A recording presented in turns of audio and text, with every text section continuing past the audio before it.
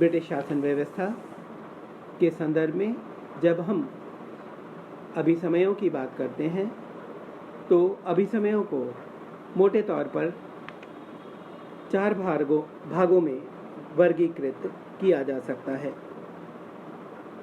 पहला, वे अभिसमय जो राज्य पद से संबंधित है। दूसरा, मंत्रिमंडल से संबंधित अभिसमय। तीसरा, विधायी प्रक्रिया और संसद के दोनों सदनों के आपसी संबंधों से संबंधित अभिसमय। और चौथा वर्ग लोक संप्रभुता से संबंधित अभिसमयों का है। तो इस प्रकार ब्रिटिश शासन व्यवस्था के संदर्भ में हम यद्यपि सभी अभिसमयों को तो सूचीबद्ध नहीं कर सकते, परंतु मोटे तौर पर जो आवश्यक और ज़रूरी अभिसमय या परंपराएं हैं उनको इन 4 वर्गों में विभाजित करते हैं। तो सबसे पहले हम उन अभिसमयों का उल्लेख करते हैं जो राजपद से संबंधित हैं। सामान्य तौर पर यहाँ जिन परंपराओं का उल्लेख है उनमें सर्वप्रथम सामान्य तौर पर सम्राट जो भी कार्य करता है उसमें अपने मंत्रियों से परामर्श करके ही कार्य करता है।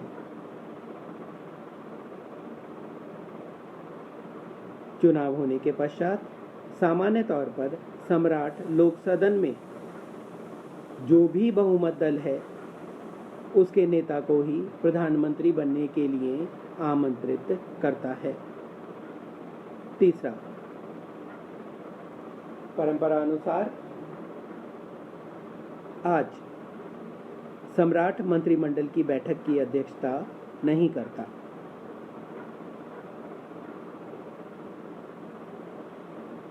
यदि कभी ऐसी परिस्थिति उत्पन्न हो जाए कि पदासीन प्रधानमंत्री के विरुद्ध अविश्वास प्रस्ताव पारित हो जाए तो परंपरा अनुसार सम्राट विपक्ष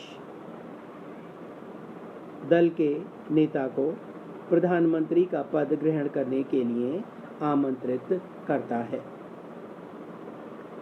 सामान्य तौर पर इन परंपराओं का राजा के द्वारा पालन आवश्यक रूप से किया जाता है। आगे हम बात करते हैं मंत्रिमंडल से संबंधित अभिसमयों के बारे में।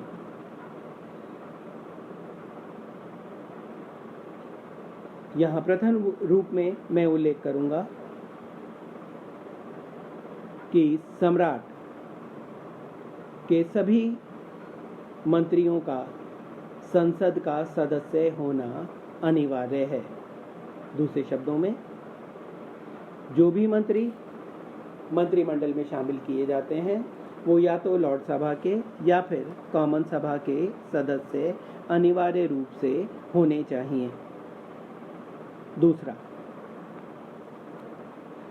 जब कभी भी किसी महत्वपूर्ण प्रस्ताव पर मंत्रिमंडल का प्रस्ताव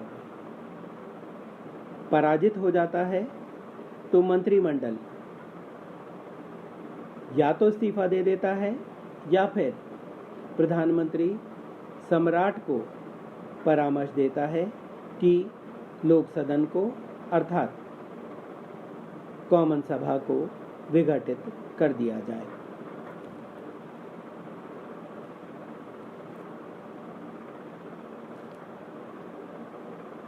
मंत्रिमंडल के संदर्भ में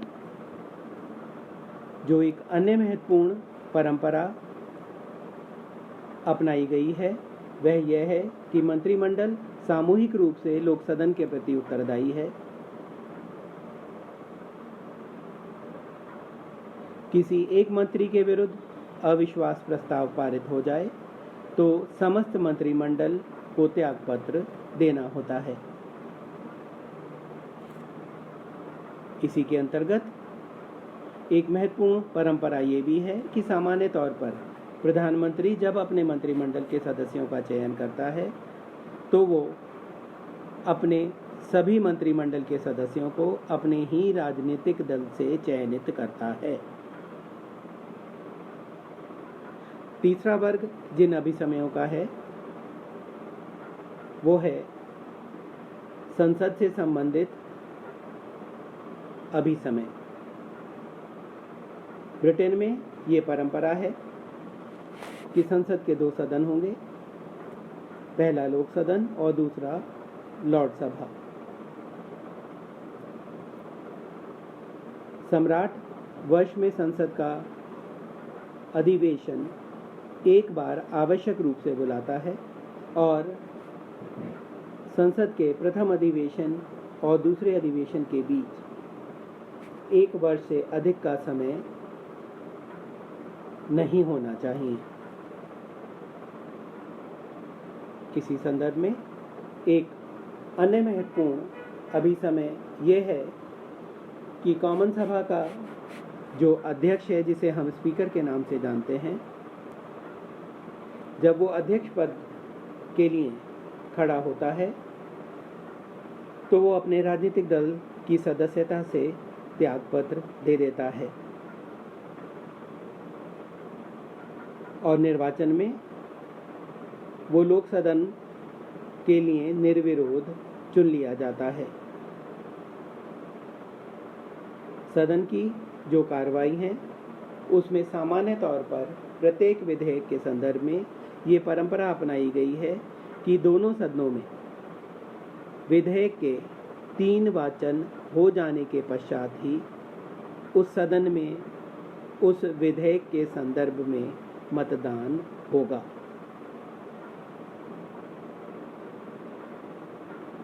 लास्ट कैटेगरी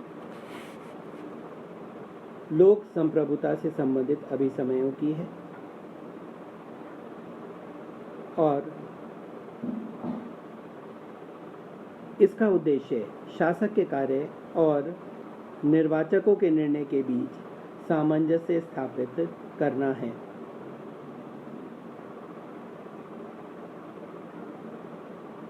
मौलिक रूप से इस परंपरा का उद्देश्य यह है कि किसी भी महत्वपूर्ण या फिर विवादास्पद विषय पर उस समय तक सदन में विधेयक पेश नहीं किया जाना चाहिए जब तक ऐसा करने के लिए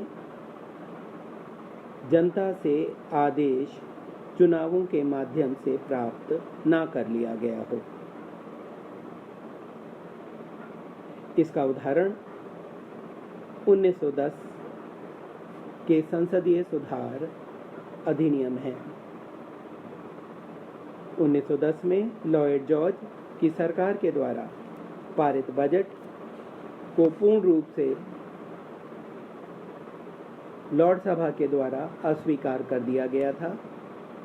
परिणाम स्वरूप जनता से ये पूछा गया था कि क्या लॉर्ड सभा को वित्तीय क्षेत्र में इतने व्यापक अधिकार प्रदान किए जाने चाहिए अथवा नहीं। जनता का जनादेश लॉर्ड सभा के अधिकारों को सीमित करने के पक्ष में आया, जिसका परिणाम ये हुआ कि 1911 के संसदीय सुधार अधिनियम के द्वारा लॉर्ड सभा की वित्तीय शक्तियों को पूरी तरह से सीमित कर दिया गया और उस पर विचार करने की समय सीमा को भी 1 माह निर्धारित कर दिया गया।